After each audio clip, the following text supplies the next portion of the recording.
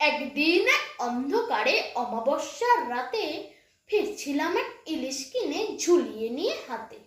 নধরকান্তি ইলিশখানা টাটকা এবং তাজা, জমে দারুণ খিচুড়ি আর সঙ্গে ইলিশ ভাজা।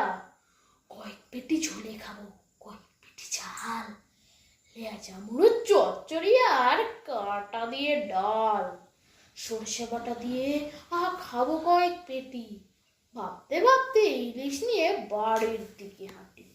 রাত বাড়ছে, অমাবস্যার ঘুটঘুটে আধার, মিশি ডাকছে দূরের থেকে, শব্দ নেই কর।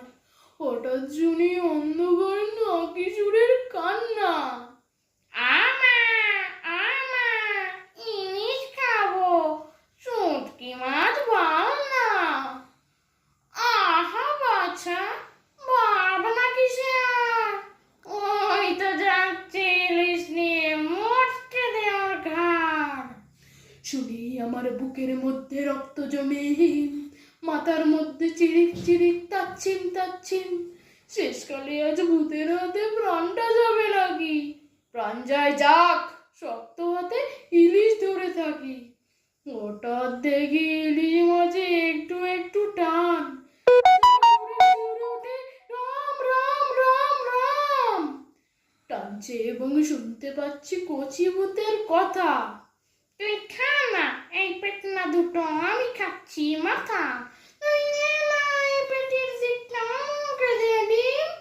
ইলিশটা কি নরম, যেন কুলফি আইসক্রিম। রাম রাম রাম বলতে বলতে হাঁটা তো না ছোটা, সারা শরীর দিয়ে আমার ঝরছে ঘামের ফোঁটা।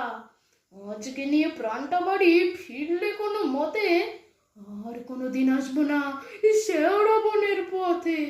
ওই তো বাড়ি যাচ্ছে দেখা দূরের থেকে আলো, যেই পড়ছে ভূতেরা সব কোথায় পালিয়ে গেল। হাতের দিকে তাকিয়ে আমার চক্ষু ভাটা ভাটা, ইলিশ